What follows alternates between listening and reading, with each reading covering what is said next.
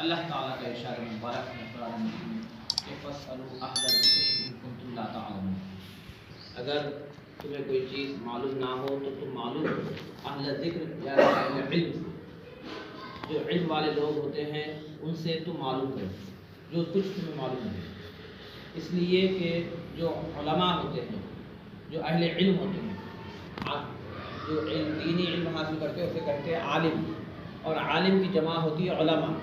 اور اللہ تعالیٰ قرآن مجید میں علماء کی شان یہ بیان فرمائی کہ انما یخشی اللہ من عبادہ العلماء، کہ جتنے کوئی لوگ ہیں وہ تمام لوگوں میں سب سے زیادہ جو ڈرنے والے ہیں وہ علماء کرام ہیں۔ کس سے؟ اللہ تعالیٰ سے ڈرنے والے۔ انما یخشی اللہ فرمایا، یعنی اللہ کا ڈر جن کے دل میں ہوتا ہے وہ علماء ہیں، یعنی جنہیں دین کا علم حاصل ہو جاتا ہے وہ اللہ کا ڈر رکھتے ہیں۔ اور اللہ کا ڈر کیا ہے؟ تو جن کے پاس اللہ کا ڈر ہوتا ہے وہ متقی ہوتے ہیں، متقی ہوتے ہیں یعنی تقوی والوں۔ اور تقوی والوں کی شان کیا ہوتے ہیں؟ ہدی للمتقین، کہ جن کے دل میں اللہ کا ڈر ہوتا ہے اللہ تعالیٰ انہیں سیدھا راستہ بتاتا ہے، سیدھے ہدایت کا راستہ بتاتا ہے۔ اور پھر اس کے بعد مولانا صاحب کرام، جو علماء کرام ہوتے ہیں وہ اپنے نفس کو مارتے ہیں اور انہیں اچھے اور برے کی تمیز ہوتی ہے۔ اور پھر سرکار دو عالم صلی اللہ علیہ وسلم نے اہل علم کی تعریف فرمائی، اہل علم کی تعریف فرمایا کہ ایک عالم کی صحبت میں بیٹھنا، ایک عالم کی صحبت میں بیٹھنا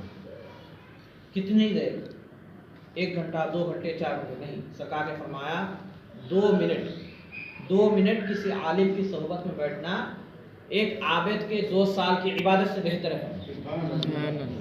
یعنی اگر آپ 2 سال عبادت کر رہے ہیں تو اتنا فائدہ نہیں ہوگا جتنا ایک عالم کے ساتھ 2 منٹ بیٹھنے سے ہوتا ہے۔ اور پھر اس کے بعد محدث صاحب کرام،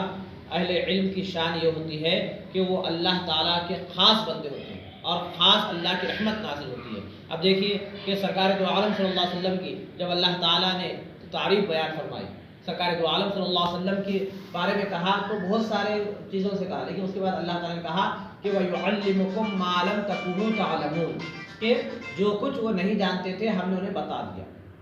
اور پھر اس کے بعد آدم علیہ السلام کو اللہ تعالیٰ نے ایک مقام عطا فرمایا۔ آدم علیہ السلام کیا مقام عطا فرمایا؟ کہ آدم علیہ السلام کو فرشتوں کو حکم دیا کہ حضرت آدم علیہ السلام کو تم سجدہ کرو، جبکہ ملائکہ کیا ہے؟ نور کے، ملائکہ نور سے بنائے گئے ہیں۔ تو اس کے بعد ملائکہ نے کہا کہ ہم سجدہ کریں، بالکل انہوں نے سجدہ کیا، لیکن جب سجدے سے پہلے انہوں نے پوچھا کہ اے اللہ تو ایسی قوم کو کیوں بنا رہا جو فساد کرے گی، جو لڑائی جھگڑا کرے گی، جو سو آپس میں ایک دوسرے کا کو قتل کرے گی؟ تو اللہ تعالیٰ نے فرمایا کہ جو میں جانتا ہوں تم نہیں جانتے۔ اس کے بعد جب آدم علیہ السلام کو ملائکہ کے سامنے اللہ تعالیٰ نے پیش کیا تو کہا کہ وَعَلَّمَ آدَمَ الْأَسْمَاءَ كُلَّهَا ثُمَّ أَنبِيَاهُمْ، تو علم آدم الاسماء كلها فرمایا کہ یعنی آدم علیہ السلام کو اللہ تعالیٰ نے تمام چیزوں کا علم دے دیا، تمام چیزوں کے نام بتا دیے، یعنی ایک خاص علم اللہ تعالیٰ نے آدم علیہ السلام کو دیا۔ تو وہ دینے کے بعد اب اللہ تعالیٰ نے کہا کہ دیکھو میں نے انہیں بنایا ہے اور اب تم ان کے بارے میں جانو کہ یہ ان کی شان یہ ہے کہ یہ ہر چیز کے ناموں کو جانتے ہیں، یعنی ناموں کو جانتے ہیں، ہر چیز کا انہیں علم ہے۔ تو اسی لیے اب ان کے پاس علم ہے تو تم نورانی مخلوق ہو، تم نور سے پیدا کیے گئے ہو، لیکن ان کے پاس علم ہے، یہ اہل علم میں سے، لہٰذا تم انہیں سجدہ کرو۔ اس کے علاوہ آدم علیہ السلام کو سجدہ کرنے کی کوئی وجہ نہیں تھی، نہ تو اس سے پہلے انہوں نے نماز پڑھا، نہ تو انہوں نے اس سے پہلے کوئی عبادت حاصل کی، نہ تو اللہ تعالیٰ نے کوئی ایسا ذکر کیا، بس اتنا ہی کہا کہ وَعَلَّمَ آدَمَ الْأَسْمَاءَ كُلَّهَا، فرمایا کہ ہم نے انہیں تمام چیزوں کا علم دیا تھا، یعنی نام بتا دیے تھے، ہر چیز کا نام بتا دیا تھا۔ اور پھر اس کے بعد آدم علیہ السلام سے کہا کہ بتاؤ، چیزوں کے نام بتاؤ۔ تم آدم علیہ السلام نے چیزوں کے نام بتاتے گئے، چیزوں کے۔ ملائکہ سے کہا کہ اب اگر تم جانتے ہو تو تم بتاؤ، تو ملائکہ نے کہا کہ اے اللہ ہم یہ نہیں جانتے۔ تو گویا کہ آدم علیہ السلام کو اللہ تعالیٰ نے جو فوقیت دی وہ علم کی وجہ سے دی۔ اور ایسے ہی بہت سارے معاملات ہیں کہ حضرت سلیمان علیہ السلام کے ایک جو خاص امتی تھے حضرت آصف برقی، ان کے بارے میں کہا جاتا ہے کہ جب سلیمان علیہ السلام نے اعلان کیا کہ حضرت بلقیس کا پلنگ تخت جو ہے وہ ایک شہر سے دوسرے شہر کو لانا، وہ حضرت بلقیس آنے سے پہلے لا لینا ہے۔ تو ایک جن نے کہا کہ میں آپ کی مجلس ختم ہونے سے پہلے لا لوں۔ جن تھا اس کے پاس طاقت تھی، وہ ہوا میں اڑتا، جن کے جو بھی اللہ تعالیٰ نے اسے طاقت دی وہ طاقت سے وہ کام کر سکتا تھا، لیکن کام کیا کیا انہوں نے کہا کہ جن نے کہا کہ میں آپ کی مجلس ختم ہونے سے پہلے لا لوں گا، تو کہا کہ نہیں، میری مجلس اس وقت سلیمان علیہ السلام کی مجلس 3 گھنٹے 4 گھنٹے 5 گھنٹے تک ہوتی تھی، تو کہا کہ وہ یہ بہت دیر ہو جائے گی، مجلس لمبی چلتی 4-5 گھنٹے میں، ایک شہر سے دوسرے شہر کو لانا ہے، گویا کہ ایک ملک سے دوسرے ملک کو لانا ہے تخت، تو جیسے نہیں بہت دیر ہو جائے گی۔ تو اس کے بعد حضرت آصف برقیہ علیہ السلام نے کہا کہ میں لاؤں گا وہ تخت، تو کہا پوچھا کہ کتنی دیر میں لاؤں، کتنے دیر میں، تو کہا کہ آپ کے پلک جھپکنے کی اتنی دیر میں لا لوں گا، پلک جھپکنے کی اتنی دیر میں لا لوں گا۔ تو اس کے بعد آپ نے انہیں اجازت دی تو انہوں نے لا لیا،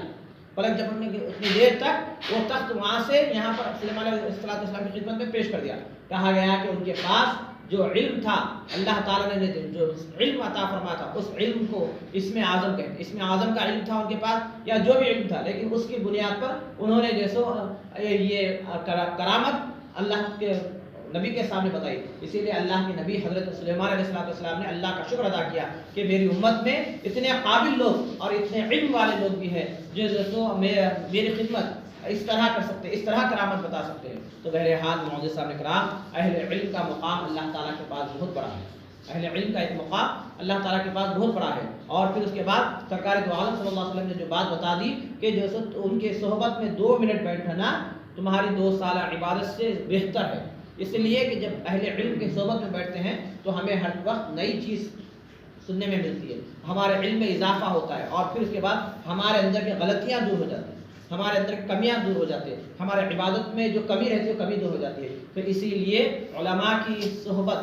کے لیے مختلف وقتوں پر جو ہے یہ کوشش کی جاتی ہے کہ کچھ جلسے کیے جائیں، کوشش یہ کی جاتی ہے کہ علماء کی صحبت میں بیٹھی جائے۔ اسی لیے امت ہمارے بزرگ چند ایسے مواقع تلاش کیے، ایسے مواقع دیکھے کہ کب کب جیسے علماء کو جیسے دعوت دے کر ان کے ساتھ بیٹھ سکتے ہیں، تو انہی میں سے ایک ہے شب معراج، جو جیسے جلسے کے طور پر منایا جاتا ہے۔ اس کا اصل مقصد کیا ہے؟ اصل مقصد یہی ہے کہ علم میں اضافہ ہو اور معراج کی حقیقت معلوم ہو، شب معراج کی فضیلت معلوم ہو، اور شب معراج میں آخر اللہ تعالیٰ نے کیا کیا انعامات سے نوازا، یہ چیزیں معلوم ہیں۔ تو یہ چیزیں ہم نے سنتے آئے ہیں، لیکن جب ہم سنتے ہیں ہمیشہ ایمان تازہ ہو جاتا ہے، جب سنتے ہیں تو آقا دو جہاں صلی اللہ علیہ وسلم سے محبت میں اضافہ ہو جاتا ہے، جب سنتے ہیں تو ہمارے لیے جیسو عبادت کرنا اور عبادت میں شوق پیدا ہو جاتا ہے، ذوق پیدا ہو جاتا ہے۔ اور پھر اس کے بعد ایک رات، بہت سارے راتیں تو ہمارے بستر پہ گزرتے ہیں، بہت سارے راتیں جیسے دعوتوں میں گزرتے، ایک رات اللہ کے گھر میں، ایک رات کا چند حصہ جیسے چند گھنٹے اللہ کے گھر میں بیٹھنے کا موقع ملتا ہے، کسی عالم دین کے صحبت میں بیٹھنے کا موقع ملتا ہے۔ اس کا فائدہ یہی ہوتا ہے کہ ہمارا ایمان میں تر و تازہ ہو جاتا ہے اور ایمان میں پختگی آ جاتی ہے اور علم میں اضافہ ہوتا ہے۔ اسی سلسلے میں جیسے جلسے شب معراج منایا جا رہا ہے، آپ تمام حضرات سے گزارش ہے کہ اپنے دوست احباب کے ساتھ جیسے پیر کے روز 28 فروری کو نماز عشاء 9 بجے ہوگی، نماز عشاء میں تشریف لائے، اور جو مہمان مخرج تشریف لا رہے ہیں وہ ان کا کتاب سماعت فرمائے۔ انشاءاللہ امید اور یقین ہے کہ ہمارے علم میں بھی اضافہ ہوگا، عشق رسول میں بھی اضافہ ہوگا، اور ہمارا ایمان بھی مضبوط ہوگا، اور پھر اس کے بعد اللہ کے گھر میں بیٹھنے کا ہمیں فائدہ بھی ہوگا۔ وآخر دعوانا الحمدللہ رب العالمین، سبحان ربک رب العزۃ عما یصفون، وسلام علی المرسلین۔